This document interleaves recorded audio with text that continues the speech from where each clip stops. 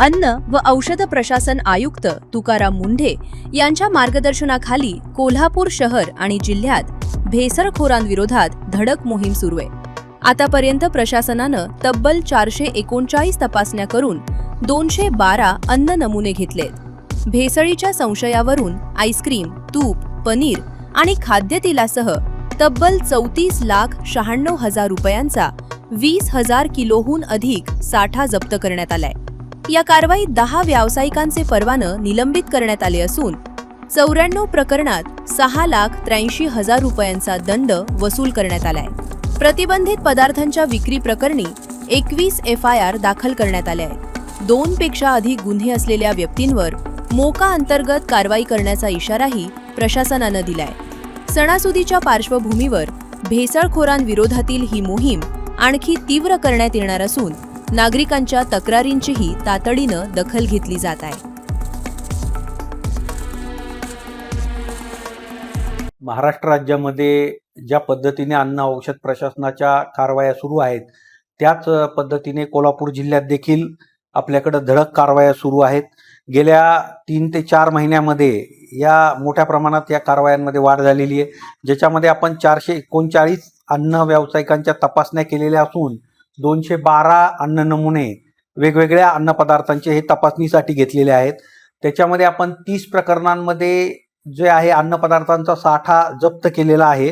त्याची एकूण किंमत जी आहे 34,96,632 रुपये आहे। याच्यामध्ये विशेष करून आपण जे आहेत त्याच्यामध्ये जे अन्न पदार्थ आहेत ते आईस्क्रीम आहे, तूप आहे, पनीर आहे, खवा आहे, त्याच्यानंतर गूळ आहे, मिल्क क्रीम आहे, रबडी आहे, बासुंदी आहे, पेढा आहे, आम्रखंड आहे, मँगो पल्प, खाद्यतेल, गूळ असे विविध जे अन्न पदार्थ आहेत ज्याच्यामध्ये आपल्याला संशय आहे भेसळीचा किंवा कायद्याच्या उल्लंघनाचा, त्या अन्न पदार्थांचा साठा आपण जप्त केलेला आहे।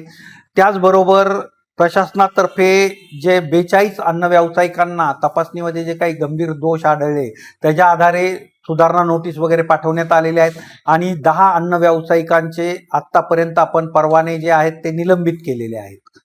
त्याचबरोबर जे काही नोंदणीधारक अन्न व्यावसायिक आहेत त्यांना कायद्याच्या तरतुदीनुसार कंपाऊंडिंग प्रकरण आपण जे आहेत ते 94 कंपाऊंडिंग प्रकरण दाखल केलेली त्यांच्या विरुद्ध कायद्याच्या उल्लंघनाबाबत। जसं कायद्यामध्ये जे अन्न व्यवसायाचा परवाना आणि नोंदणी नियमने 2011 त्याच्यामध्ये परिशिष्ट 4 भाग 1 मध्ये जे काही नियम दिलेले आहेत त्या नियमांचं उल्लंघन केल्याप्रकरणी आपण ह्या 94 अन्न व्यावसायिकांविरुद्ध तडजोड प्रकरण, कंपाऊंडिंग प्रकरण दाखल करून त्यांच्याकडून एकूण 6,83,500 रुपयांचा दंड आजपर्यंत वसूल केलेला आहे। यापुढे देखील आपली अशाच पद्धतीची कारवाई सुरू राहणार आहे।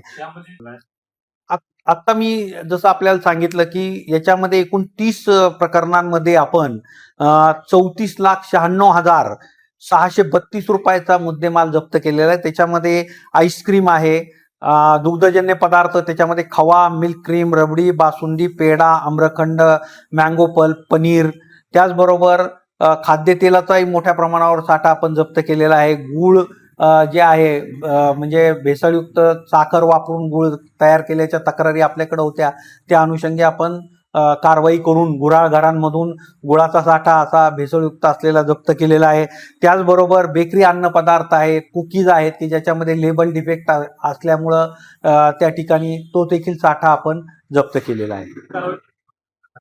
ही कारवाई आपण कोल्हापूर शहर आहे, त्याच्यानंतर शिरोळ तालुका आहे, त्याच्यानंतर हातकणंगले तालुका आहे, अशा तसंच ग्रामीण भागातल्या ज्या ज्या ठिकाणी ह्या अन्न पदार्थाची विक्री मोठ्या प्रमाणावर होते त्या ठिकाणी आणि जिथं आपल्याला संशयास्पद असं हे साठा आढळला त्या ठिकाणी आपण जप्ती कारवाई केलेली।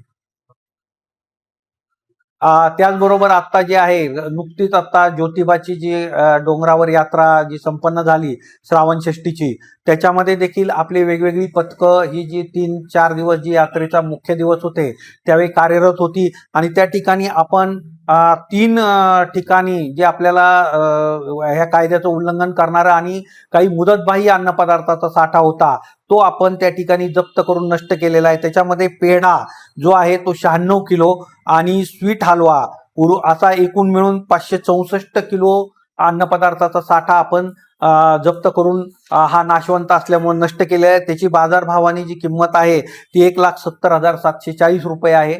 आणि या काळामध्ये आपण यात्रेच्या काळामध्ये चोख आपलं नियोजन ठेवून ज्या ज्या ठिकाणी अन्न व्यावसायिकांना कॅप घालणं किंवा स्वच्छतेच्या ज्या काही नियमांचं पालन करण्याबाबत आपण दक्ष राहून त्यांना सूचना केलेल्या आहेत वेळोवेळी.